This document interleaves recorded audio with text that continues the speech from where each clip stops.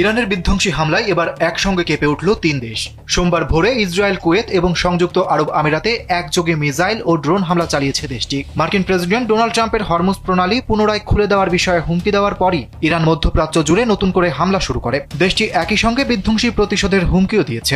এএপির এক প্রতিবেদনে বলা হয়েছে, ৩ দেশই হামলার বিষয়টি নিশ্চিত করলেও ক্ষয়ক্ষতি বা হতাহতের বিষয়ে বিস্তারিত তথ্য এখনও প্রকাশ করা হয়নি। ইরানের কেন্দ্রীয় সামরিক কমান্ড জানিয়েছে, যদি তাদের বেসামরিক অবকাঠামোতে হামলা করা হয় তাহলে তার জবাব হবে আরো বড় ও মারাত্মক। এই সতর্কবার্তা আসে ট্রাম্পের পক্ষ থেকে ইরানের গুরুত্বপূর্ণ বেসামরিক স্থাপনায় হামলার হুমকির কয়েক ঘন্টার মধ্যেই। এদিকে কূটনৈতিক তৎপরতাও সমানভাবে চলছে। ট্রাম্পের কঠোর অবস্থানের পরপরই ভারতের পররাষ্ট্রমন্ত্রী জয়শঙ্করকে ফোন করেন ইরানের পররাষ্ট্রমন্ত্রী। এতে বোঝা যাচ্ছে, উত্তেজনার মধ্যেও যোগাযোগের পথ খোলা রাখার চেষ্টা করছে তেহরান। জানা গেছে, পরিস্থিতির কেন্দ্রবিন্দুতে রয়েছে হরমুজ প্রণালী। বিশ্ব জ্বালানি সরবরাহের জন্য অত্যন্ত গুরুত্বপূর্ণ এই পথ কার্যত বন্ধ করে দিয়েছে ইরান। এর জবাবে ট্রাম্প স্পষ্ট করে জানিয়েছেন, দ্রুত প্রণালী খুলে না দিলে তেহরানকে ভয়াবহ পরিণতির মুখে পড়তে হবে।